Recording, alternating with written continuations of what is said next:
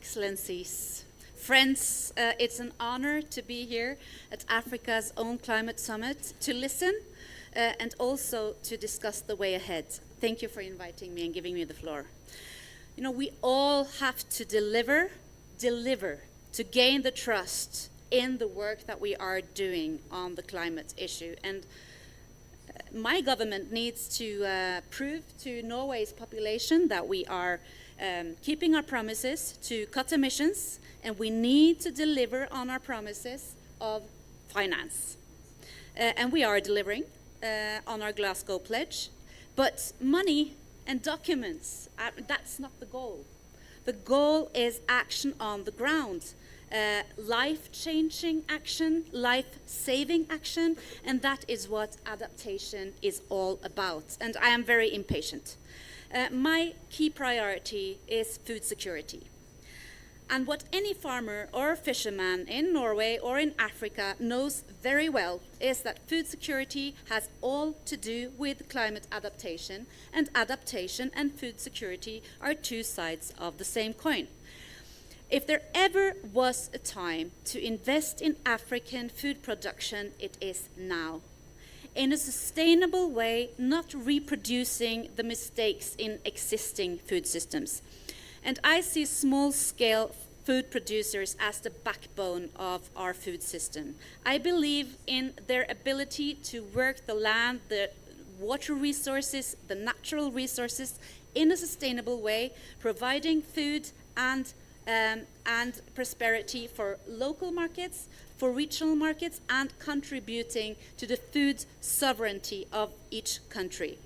And we all know, of course, that women's participation in this is a prerequisite for prosperity, whether it be on the household level or the nation.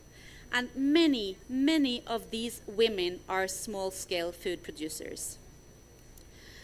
So the call for action is obvious. We must increase investments in sustainable, climate-resilient, small-scale food production. Like President Ruto said so eloquently yesterday, the green transformation also presents opportunities. And one of those opportunities is for these 33 million small-scale farmers on the African continent to work their way out of poverty. I call on everyone to stand by our commitments, scale up climate finance, and increase investments in adaptation, food production, and resilience. At COP in Glasgow, Norway committed to double our climate finance and at least triple support to adaptation by 2026. And today I'm very happy to say that we have already reached our goal on doubling climate finance 2 years ahead of schedule, and we are on good way to deliver on our pledge on adaptation. And let me also say that we applaud the AAA program. Through the AAA, Africa-led, we are working together to reverse the continent's vulnerability to climate change. And as part of this, we bring climate-resilient techniques and technologies to small-scale farmers who grow the most of African food. So how can we together minimize the risk of climate-induced disasters? How can we make food systems more resilient? How can we, at the same time, create millions of cool jobs along the local and regional value chains for a growing population and strengthening Africa's own food sovereignty? I encourage all partners to join our efforts.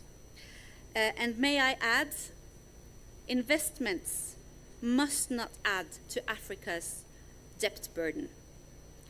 Norway provides grants. We encourage all other partners to do the same. And thank you. And let me just finally say that I'm looking forward to our continuing relationship and partnership with GCA. We have just, and of course with the African Development Bank and other institutions in Africa. Thank you very much.